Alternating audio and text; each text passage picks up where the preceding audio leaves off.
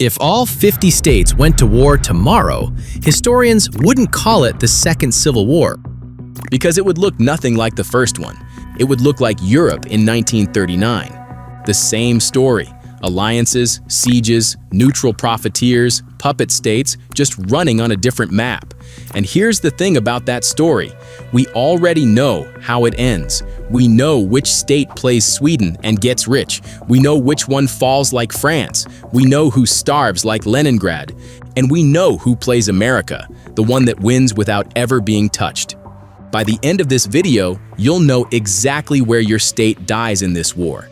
And some of you are going to be furious about it. Rule 1 of total war: nobody fights alone. But the alliances that form won't be friendships, they'll be food chains. Down south, Texas builds the first block, not by invading anyone, but by holding the only working refineries on the continent. Oklahoma signs first, then Arkansas, then New Mexico. On paper, they're allies. In practice, they're customers. When your tractors, trucks, and tanks all drink Texas diesel, you don't negotiate with Texas. You nod. Louisiana joins too, but Louisiana is the one junior partner with leverage because it holds the mouth of the Mississippi, the export valve for the entire interior. Texas needs that river mouth. Louisiana knows it. Watch that relationship. Out west, Colorado doesn't build an alliance.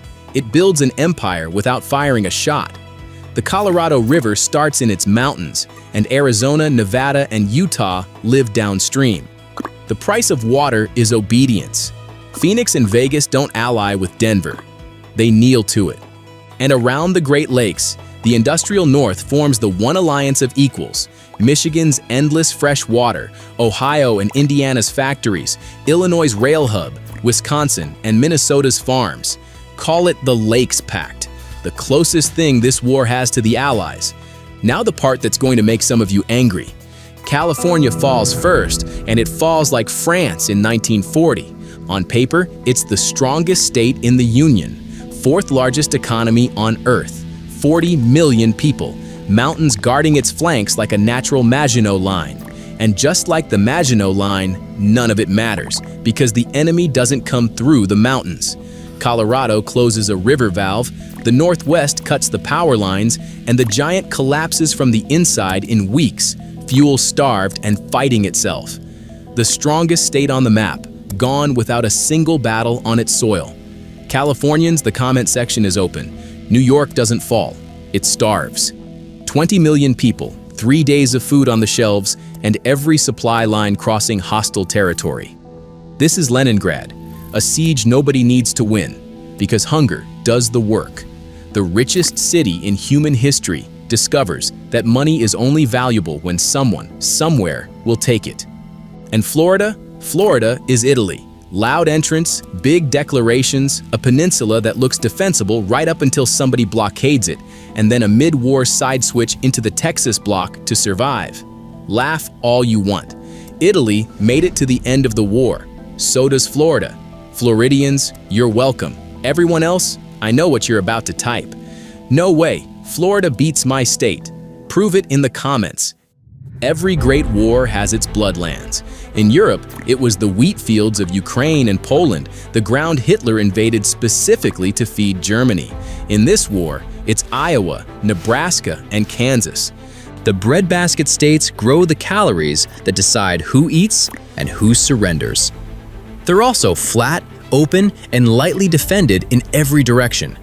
So the Texas block pushes north for grain.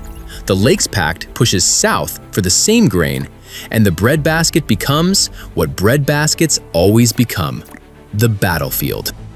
Towns change hands. Harvests get burned so the other side can't eat them. And just like the real Eastern Front, the people who live there never get a vote. Kansas doesn't pick a side. Kansas is the side everyone is fighting over. If you're from the Midwest, here's your bitter consolation. This entire war is ultimately about you. And then there are the states that read the history books. Washington plays it exactly like Sweden in World War II. Officially neutral, practically indispensable. Sweden sold iron ore to the Nazis while quietly helping the Allies, and walked out of the deadliest war in history untouched and rich. Washington does the same thing with electricity. The Columbia River dams generate more hydropower than any river system in America, and Washington sells those kilowatts to every block at war prices, while its own cities never miss a light. Neutrality isn't a moral position, it's a business model. Idaho, Montana, and Wyoming go full Switzerland, armed to the teeth, dug into mountains, and pointless to invade. Nobody conquers Switzerland, not because they can't, but because the math never works. Same here. The mountain states spend the war watching it on the horizon. Alaska doesn't even need a strategy. It has the same general Russia has always had: winter. Any army that tries dies on the road, the way invaders have died on Russian roads for 2 centuries. And Hawaii becomes Malta, the most strategic harbor in an entire ocean, besieged, bombed over, fought over, but never quite taken. The loneliest siege of the war. So who wins? Here's where the history books get the last laugh. Texas plays the role America itself played in World War II. The arsenal. Never invaded, never blockaded. Outproducing everyone. Fuel, food, weapons, on the only independent power grid in the country, behind ports the other blocks can't reach. By the final year, half the continent is in debt to Houston, and the Texas block stretches from the Rio Grande to the edge of the breadbasket. But Texas doesn't conquer the continent. Nobody does. Because the lake's packed, fed by its farms, watered by 1/5 of the planet's fresh surface water, and armored in factories, can't be starved out either. So the war ends the way the last World War ended, not with a surrender, with a line, 2 superpower blocks, glaring at each other across a militarized Mississippi River, a new iron curtain made of water. Texas as one pole, the lakes packed as the other, the neutrals selling to both, and everyone else living in somebody's shadow. The 50-state war doesn't produce a winner, it produces a Cold War. Here's the uncomfortable truth underneath the whole scenario. None of this is fiction. Every single beat, the vassals, the sieges, the profitable neutrals, the bloodlands, the Cold War, already happened. We just ran it on a different continent. Geography doesn't repeat itself, but it rhymes in every language, so defend your state.